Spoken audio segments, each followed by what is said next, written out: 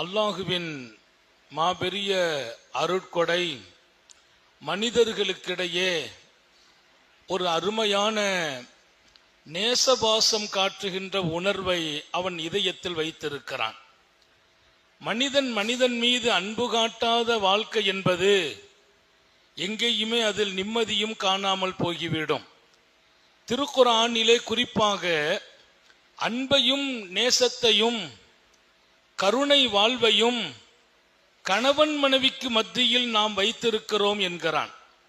எல்லோரிடத்திலும் அன்பு காட்ட வேண்டும், எல்லோரிடத்திலும் கருணையாக நடக்க வேண்டும். யர்ஹமு மன்ஃபில் அர்ல் யர்ஹமுக்கும் மன்ஃபிஸ் ஸமா. நபிகள் நாயகம் ஸல்லல்லாஹு அலைஹி வஸல்லம் சொல்வார்கள், பூமியில் உள்ளவர்கள் மீது நீங்கள் அன்பு காட்டுங்கள், கருணை காட்டுங்கள், படைத்தவன் உங்கள் மீது கருணை காட்டுவான் என்றார்கள். அவன் அன்பு வேணும், அவன் கருணையும் வேண்டும்.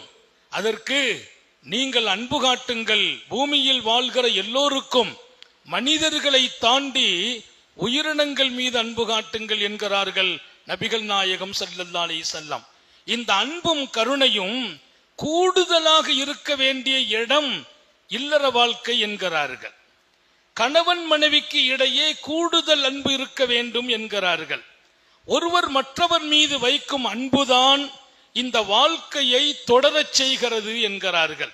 இந்த வாழ்க்கை நீடிக்க வைக்கும் என்பார்கள். குடும்ப வாழ்க்கையில் அன்பை காணாக்கிவிடக் கூடாது, குடும்ப வாழ்க்கையில் கருணையை காணாக்கிவிடக் கூடாது.